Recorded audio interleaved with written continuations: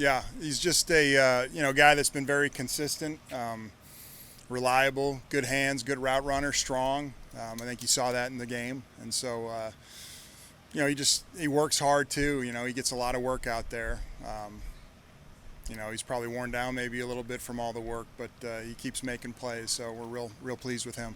You guys talked after you drafted him, Brandon and talked about how he can play both inside and outside. He sort of uses frame as maybe a mismatch against smaller corners. Is that sort of manifesting, especially in that preseason game and running down like third down situations, and just having that ability to work inside? Yeah, for sure. You saw him catch some balls in traffic and some bang bang plays where he's getting hit right after he catches it, and he's just got that overall strength that lends itself to that kind of game. And he's done some good job. It didn't manifest itself in the game, but he can get downfield as well. And not every catch has to be 6 yards, but there were a lot of third and short conversions that are huge that he made for us. So the situation kind of dictated that in some ways, but really excited about him. How did you feel like Sunday or Saturday went for you?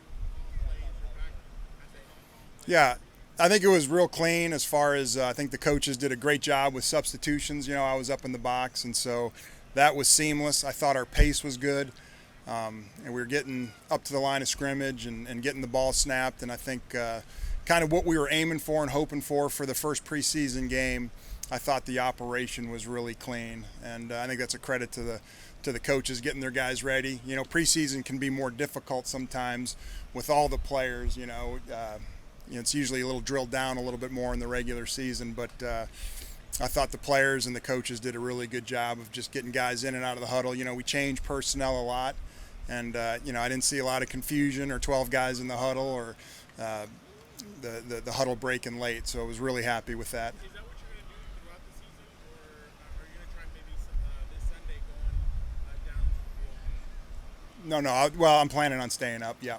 And how did you feel like the tempo of the offense was? How did you feel like the players did? What stood out to you? Yeah, I think it was good. I think, like I said, we're always, aiming to, get in the huddle, get out of the huddle, up to the line of scrimmage, down, get the ball snapped.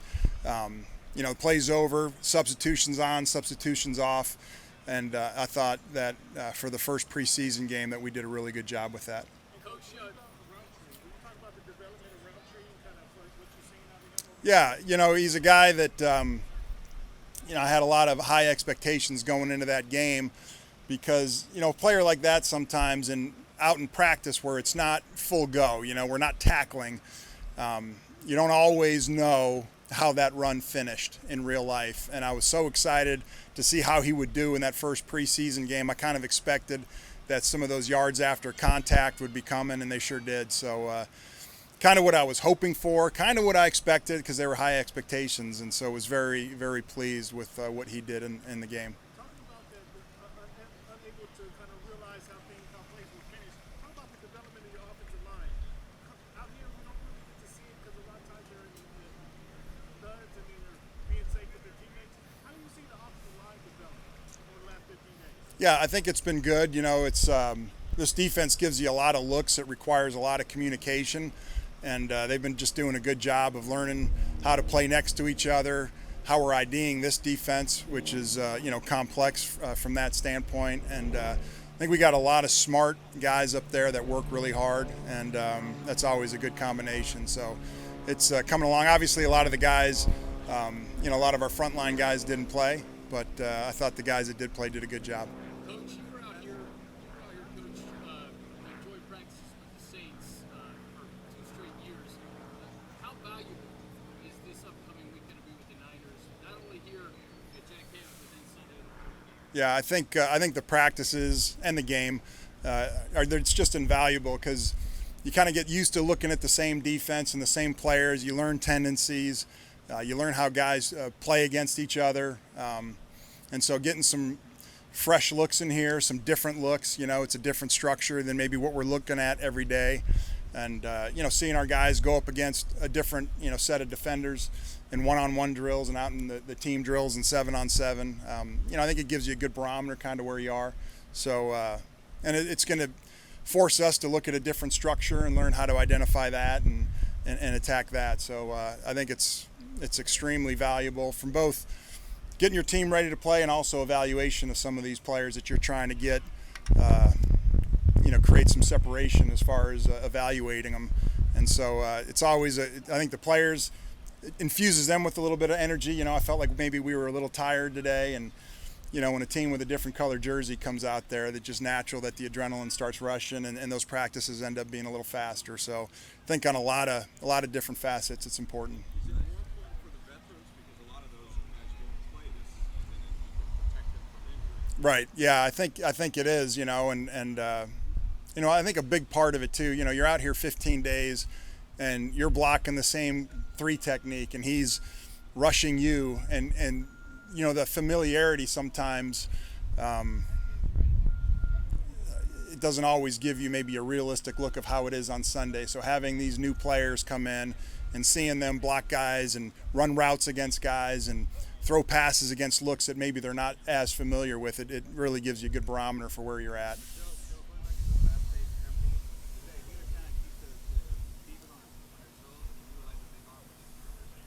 What was that last part? Yeah, I think regardless, you're going to utilize his big arm. But, keeping the defense on their heels.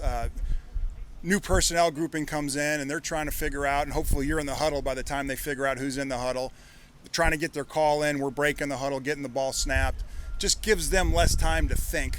The faster that you can go when you're changing personnel groupings, because they're always looking for tendencies, and when we're in this personnel grouping, here's the calls they want to make, and the less time you give them to think about that, I think the better. So when you think about pace, is it just seconds per play? That's it, or are you more focused on how fast your offensive line is getting to the ball at the huddle? Yeah, it's all of that. There's pace can mean a lot of different things. You can go no huddle and just back up on the line of scrimmage and snapping the ball. And when you do that, you're kind of staying in the same personnel grouping, and we'll have the ability to do that. But we've got a lot of good players here, and more than we got our offensive line, and we got Justin, so there's 6 that are playing every play. We got more than 5 other good players, and so getting those guys in and out to be able to use them and do the things that they do best, and doing it at a fast pace is it's something that I think keeps defenses on their heels. Joe, how do you avoid kind of overloading Justin though when you talk about how the offense has been able to rotate different formation sets? How do you avoid overloading the quarterback when you're trying to? Yeah, well, I think we probably did overload him early in camp, but he's really smart, and once he starts getting the reps, it becomes easier and easier for him. So it helps that he's so intelligent and that he works so hard. Training camp ends up being a lot more plays and looks than maybe a game. Once you get to a game, it certainly drills down for that opponent. So he's handled the big volume great, and I think it'll become easier for everyone once you're in a regular season game and that game plan becomes much more specific. How would you describe like your relationship with him so far, the dynamic between the two? Yeah, good. He's an easy guy to get along with, and just keeping that open communication line, and it's been good. Like I said, he's not one of those personalities that's difficult to get along with, so it's been easy. Josh Kelly, when you were talking earlier in training camp, you talked about improving in pass protection. Have you seen him grow in that area? Yeah. He had a nice. He sure did, man. You heard those. I didn't see it, but I heard it. It was, those pads were popping, and it's been good. I think he's another guy that comes to work every day and studies the game and aims to get better. So you can certainly see that he's a trustworthy component when it comes to pass protection. Do you think Austin sets a standard there among running backs in terms of pass protection? It's obviously something he puts a lot of energy. Yeah. He's great thing about this team is some of our stars are such hard-working, good guys, and that's gold. On defense, you got DJ and Bosa, and offense, Keenan, Justin. The whole offense, all those guys that you want to be leaders, they truly are on this team, and they lead by how hard they work, and there's really no divas, and it's we've got a bunch of those kind of guys that guys look up to, and they do set the right example, and so that gives you a lot of hope, when you got a team that's built like that. Hey, Coach, what are a couple of things that you're looking to take away from Thursday or Friday's scrimmage?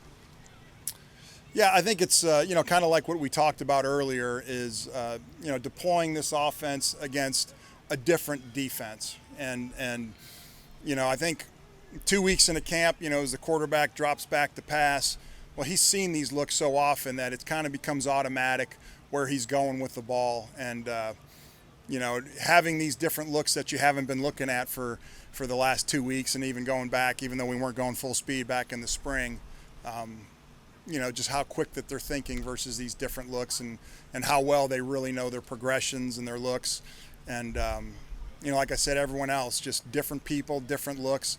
How are we running these plays against a defense that they haven't been looking at every day for the last couple weeks? And so it gives you a good barometer of where you are, and we're looking forward to it. Joe, Brendan Hymas, how have you sort of seen him develop since the start of camp? Looks like he had a pretty good game plan both guard spots. Yeah, he's another guy that is a really good athlete and a smart player and a hard-working player. And, I think his arrow is really going up. There's certainly, like any rookie, especially at that position, things that he could get better at. And, that's such an experienced position. It's such a cerebral position. I mean, it's offensive line. You think it's just banging your head, but there's so much to it as far as how I'm setting against different techniques, against different players. And so, I just see a guy that's going to be a really solid offensive lineman for a number of years. He obviously was a tackle in college. Yeah. How much of a learning curve do you think there's been in terms of him moving inside or learning that guard spot? Yeah, I think it's a new, the speed's a little bit different. Things happen a little bit faster at guard. You're working with people a little bit more in the run game. And so there is a learning curve, but, some guys, they just, they're kind of natural at it, and it's not completely foreign, obviously, playing offensive line his whole life. But, he's just one of those guys that has been getting better every day, and you just see so much more potential. The arrow's definitely pointing up with him.